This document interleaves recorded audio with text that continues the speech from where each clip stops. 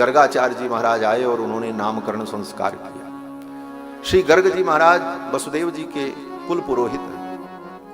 नामकरण इन्हीं को करना था, लेकिन अभी तक वसुदेव जी ने इनको भेजा नहीं। क्यों? बोले अभी नई नई बात है और ये जाएंगे गर्ग जी, तो कहीं कंस के गुप्तचरों को पता चल गया वसुदेव जी के पुरोहित हैं और वहां जाकर के कौन सी पूजा कराने गए, क्यों गए, तो कंस को संदेह होगा और बात बिगड़ जाएगी।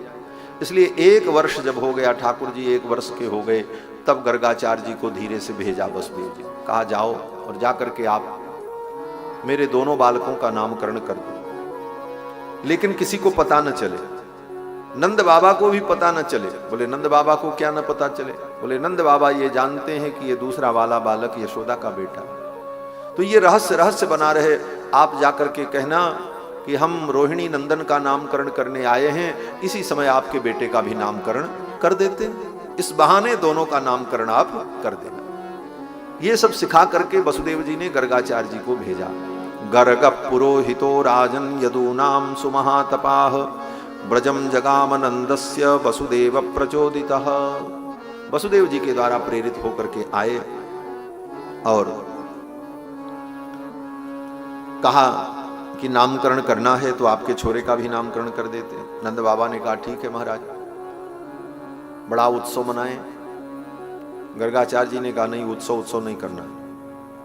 वसुदेव जी ने सिखा के भेजा था, बोले कोई उत्सव नहीं करेंगे।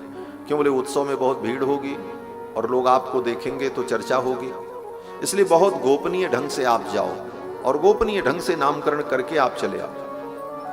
तो गर्गाचार्य जी ने कहा उत्सव नहीं होगा। नंद बाबा तो कोई काम करते तो छोटा नहीं करते महाराज, बड़े धूमधाम से, और नंद बाबा को उत्सव करने में बड़ा आनंद आता है। उत्सव से ही भक्ति बढ़ती है, ये भी जानना। श्री नारद जी ने भक्ति महारानी से यही कहा था पहले दिन की कथा में। अब इतनी कथा है कि बहुत चीजें उस समय नहीं कही जा सकती, छूट जाती। श्री नारद जी ने भक्ति महारानी से यही कहा, देवी आप चिंता मत करो, आपको मैं घर घर में प्रतिष्ठित कर दूंगा। कैसे? तो नारद जी कहते हैं अन्य धर्मास तिरस्कृत्य पुरस्कृत्य महोत्सवान। अन्य धर्मों को छोड़कर बड़े बड़े महोत्सव करूंगा और महोत्सव से ही भक्ति बढ़ती है।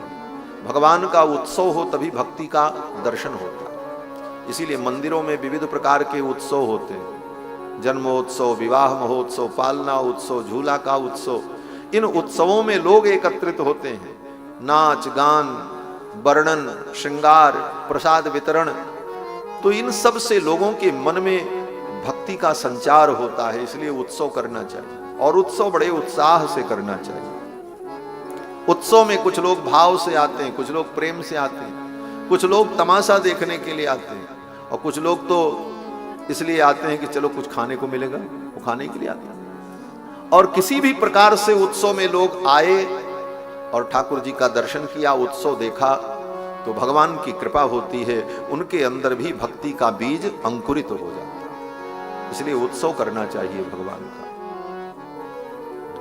जहां जाओ सब तीर्थों में अलग अलग प्रकार के उत्सव होते हैं, विविध प्रकार के उत्सव होते हैं मंदिरों में, तो उत्सव से भक्ति बढ़ती है। नंद बाबा अपने लाला का कोई भी संस्कार हो तो खूब उत्सव करते महाराज। सबको बुलाओ, भंडारा करो, गाने बजाने वाले आवे, बधाइयां बांटी जाएं, ये सब होता।